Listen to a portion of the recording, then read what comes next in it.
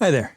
This is another letter to my grandchildren, but also to my kids, their parents also, and whoever else might be listening that can use a little bit of advice from an old guy like me that's been around a while. And it starts with a word of advice from a guy I've been bringing up, Seneca, in some of his letters.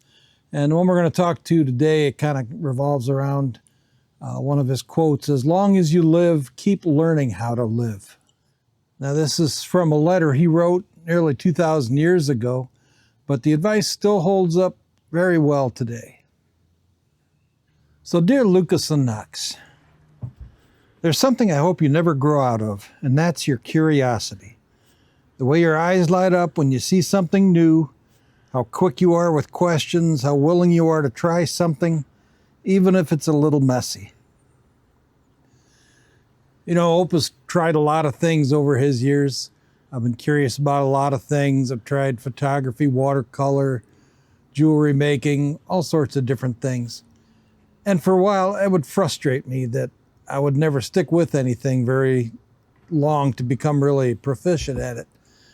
But then I realized maybe in the last year or two that I just need to accept that that's who I am, that maybe my true hobby is curiosity, wondering how things work, wondering how you make something, wondering, who that guy is on TV I saw and reading up about him, wondering how something works in my home plumbing system or whatever. But it's that curiosity, I think, is what's my true hobby in my life.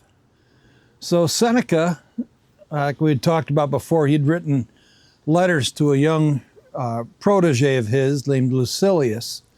And in letter number 76, I'll just give you the brief version of it here. He quotes, "As long as you live, keep learning how to live."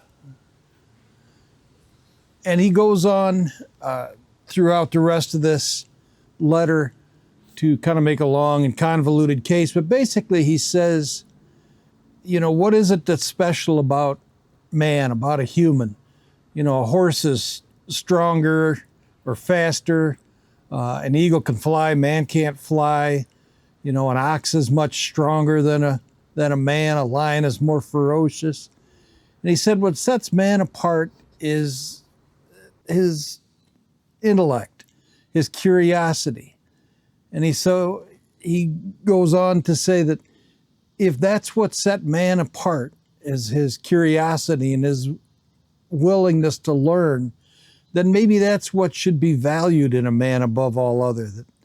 So it's something to think about. That, yeah, your athletic hero may be, really good looking, or a movie star, or an NFL hero, or things like that. But maybe it's the curiosity, the intellect, what's going on up here between the ears. Maybe that's something that should be of a lot of value also. So you don't have to master everything, but be curious. Be curious to find out about things. Be curious how something works.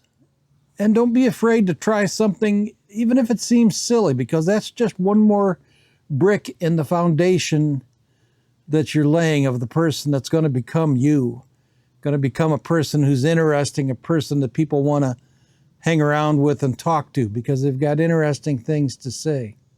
And some people, in my generation or even a little younger, they get older and they stop getting curious. They just accept things for the way they think they are, and they don't bother learning about opposing points of view. They don't bother learning something new. Just sit down in front of the TV and just watch the same old thing every night. And to me, that's not a good way to live. I mean, there's nothing wrong with TV, but do it to enrich yourself, to satisfy some curiosity. Don't be afraid to start learning new things. So there's several things that curiosity teaches us. One of the first is humility. You're never too old to learn something. And no matter how old or smart you get, you don't know everything. There's always more to learn. Another important lesson that comes out of curiosity is resilience. You may be wanting to try something new or learn something, and it may be hard. But if you stick with it, that teaches you a lot right there about what kind of person you can be and the strength you might have in yourself. And then, of course, there's connections. The more you learn about things, the more connections you can make. You read about some group of people in another country that you probably never will meet, but now you feel a little bit of connection, kinship to them because you understand a little bit about them. And then the last thing that you'll learn through curiosity is wonder. I mean, it's a wonderful world. You look around, there's so much wonder in this world that God created for us. Don't just assume that you've seen it all. Take the time to look at a bug, look at a leaf, step back and watch a sunset, step back to admire a beautiful field of flowers. There's a lot out there to see and a lot to wonder at. So to my grandkids, stay curious, my loves. Live a fun life. And that's not just advice from your Opa, that's advice from this guy that lived 2,000 years ago. So there may be something to it, not just an old man prattling on.